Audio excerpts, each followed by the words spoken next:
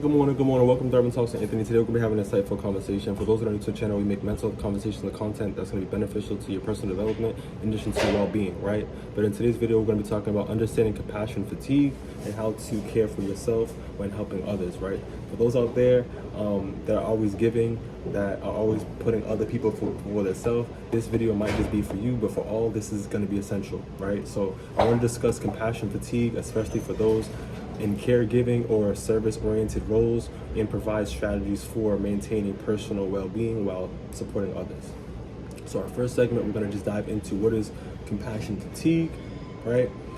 Before I dive into that, I really want people to highlight, for those that are teachers, health workers, counselors looking for emotional exhaustion and just dealing with too much, parents, you know what I mean? People out here, just like I said, just pouring out value, just doing not the most, in other words, but really just, are getting burned out in some type of way. So for those in those roles or other people out there, just let's dive into, what that compassion fatigue is. All right, so the definition of compassion fatigue is the emotional and physical exhaustion that results from prolonged exposure to others' suffering, right? Next is going to be different from burnout, right? So while burnout is generally workplace exhaustion, compassion fatigue is specifically for, into caregiving and, service roles, right? For those out there, like I said, are just pouring out too much, that's the difference between that burnout and that compassion fatigue, right? However, when it comes to the next key point I want to discuss with you is who is more affected. So healthcare workers, social workers, teachers, therapists, emergency responders, and caregivers, right? So those out there that are really out there undergoing that mental health stress due to the fact, like I said, you're pouring out to others, the empathy, you're feeling what they're feeling, and all those energies are being projected on you and impacting you in some type of way. So for those out there, I want to highlight them, but us out there working in our own world, I want us to take this video into consideration as well. So studies from the American Institute of Stress from 2022 shows that 70% of healthcare professionals experience compassion fatigue at some point in their career. This is very essential because we all need to be able to have strategies, have this awareness to be able to navigate, perform, and even just maintain overall, right? The next segment I want to be able to highlight is going to be recognizing the signs and the symptoms. We got to be able to recognize these things before we're, like I said, we burned out and we tore it from the flow up, and it's going to take us some time to recover.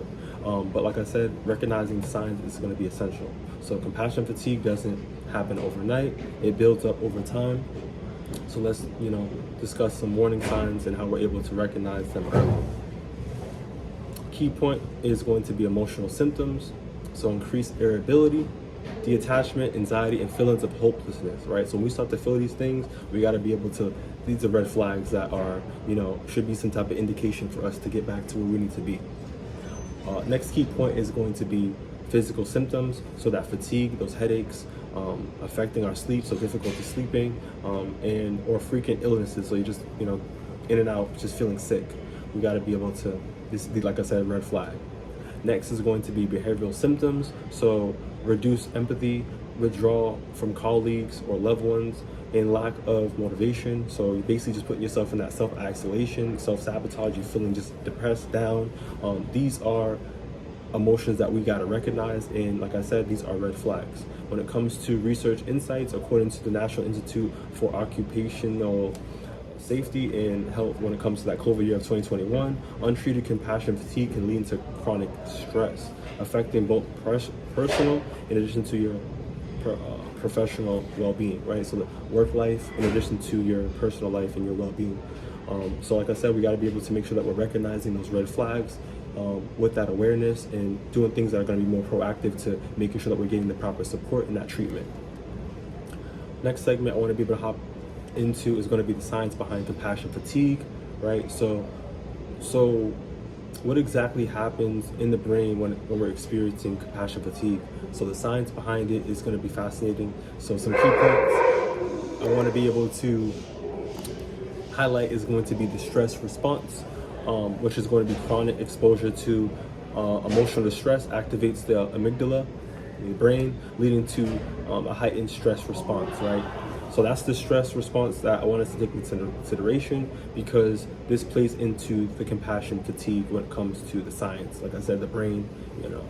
Next key point is going to be empathy overload. The brain's mirror neurons responsible for empathy can become overworked, leading to emotional exhaustion. Like I said, we have to learn how to have boundaries. We got to learn how to say no. We got to know when it's enough's enough, and the overload, knowing when we're approaching that burnout. So this leads to, like I said, that emotional exhaustion. So making sure that we're recognizing that as well when it comes to emotional overload.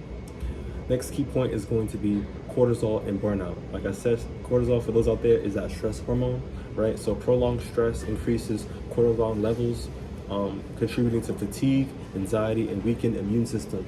This makes us sick. This makes us down, putting us in a situation that we don't want to be in, and like I said, affecting our stress. So, like I said, these are red flags and things that we need to be able to identify, to be able to avoid being potentially our lowest, and we don't want to be there. So, like I said, let's have that awareness and move proactively. When it comes to a study published by the Journal of Neuroscience in 2023, we found that chronic exposure to other trauma can alter the brain chemistry, leading to emotional numbness or hypersensitivity. So let's dive into the next segment in regards to strategies to prevent and manage compassion fatigue, right? Oh, are there many? So the good news, compassion fatigue is manageable when it comes to the right strategies. So let's dive into practical ways to protect your well-being for all.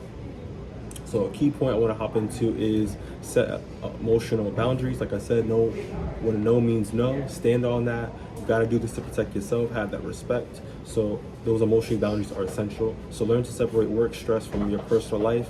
Like I said before, when it comes to some people out there, you got to know when to have that detachment. When you're in work, you're proactive, you're doing what you got to do, and you're performing. You know what I mean? You're getting paid for your time. But once you clock out, detach, move on to the next thing. Don't think about work. It's over with. The next key point is going to be prioritize self-care.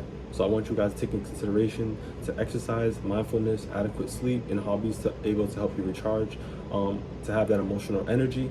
It's really important that you're having a self-care regimen and you're maintaining it, and this is some type of routine within your day, your week, and just your life overall. This needs to be a lifestyle for you, because it's going to be able to help you maintain in a proactive way to help your well-being in addition to your health.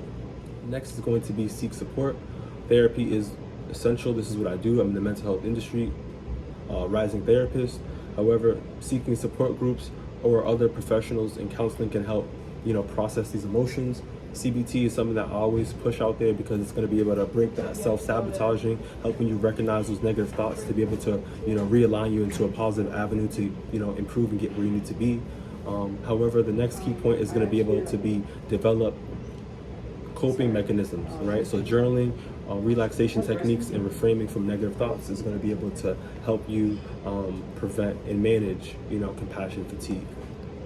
Research from a study from Mayo Clinic shows that healthcare professionals who regularly practice self-care are 60% less likely to experience compassion fatigue. Like I said, for those out there that develop your self-care regimen into your lifestyle, this is going to be able to help you avoid the experience of compassion fatigue, where you're able to still be empathy, still help other people out there, but have that reservation, boundaries, and that self-care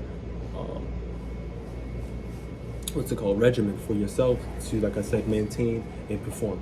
So the next segment I want to be able to talk about is building resilience in service-oriented professions, right? So resilience isn't about ignoring stress, it's about managing it effectively, right? So organizations and individuals that, take steps to build resilience in service-oriented professions, this is going to be for you, taking consideration when it comes to those workplace environments. So some key points I want to be able to address is going to be organizational support. So workplaces should promote mental health programs and allow regular breaks. This is going to be able to help the individuals and employees working there to be able to have, their mental health regulated, in addition to being able to perform much better when they're able to have that type of support. Mental health should be pushed and promoting that, it's going to be able to help all people have that awareness, in addition to be able to perform at their optimal highest level that they possibly can. Next key point is going to be able to be peer support. So connecting with colleagues who understand, and when it comes to the emotional toll, that can be helpful, right? So having peer support is going to be able to help, have some type of support for you. Next is going to be mindfulness and gratitude, right? So practicing gratitude and mindfulness can help shift the focus from distress to fulfillment, like I said, from negative to a positive. And being able to calibrate your mind and your brain is really important to have that success for yourself. When it comes to research insights, according to the American Psychological Association in 2023, found that professionals who engage in peer support networks are 40% more resilient against compassion fatigue. Like I said, for those that, engage in peer support, looking for support systems, getting yourself involved into that mental health networks, you're 40% more resilient than some of those out there that just lost in the sauce, right? So it's important to take care of yourself, find support groups, find people that are going to be able to help, get yourself from a negative to a positive, and it's essential when it comes to that workplace environment. Next segment is going to be when to seek professional help. Obviously, you guys need to be able to identify the red flags, like I said earlier, when it comes to the emotional aspect. In addition to you dealing from the symptoms, it's important for you to take that into consideration so you're not allowing yourself to get worse and worse and hitting rock bottom. So if compassion fatigue becomes overwhelming, seeking professional support is a strong and necessary step. So here's when to reach out for additional support. These are some key points, right? So please tune in. So persistent sadness, apathy, and inability to function in daily life, right? So when you're feeling irritable, you're feeling that self-isolation, you're not really yourself, it's time to seek that help. The next is going to be therapy and counseling. So professional support can help process those emotions and build coping strategies that are going to be able to help you, navigate and developing that resilience so you're able to thrive and get where you need to be. Next is going to be mental health resources. So hotline support groups and workplace wellness programs are going to be able to help, give you that awareness, monitor, and give you that support that you need. When it comes to a study from the National Alliance on Mental Health Illness, NAMI, in 2023 found that, seeking professional help reduces compassion fatigue symptoms by 55%. That's over 50%, you feel me? So we need to be able to, proactively seek support when it's needed to help reduce compassion fatigue. The next segment, we're going to be basically wrapping up, caring for yourself while caring for others, right? So compassion fatigue is real, but it doesn't mean that you have to stop caring, right? So by taking care of yourself, you can contribute to helping others without losing yourself in the process. You matter just as much as you help other people. Prioritizing your wellness, your well-being, and yourself, and you'll be able to show up stronger and, be able to provide service to other people as well. So I'm just calling action to make sure that you guys are able to have that awareness, seeking the right supports, and having this mindset where you're able to put yourself first so you're able to avoid that burnout. Meanwhile, providing services and helping other people out. If you found this video beneficial, please provide that thumbs up and share it so other people are able to gain that mental health awareness as well, and improve their personal development. However, see you on the next one for more intentional content on the way. Take it easy.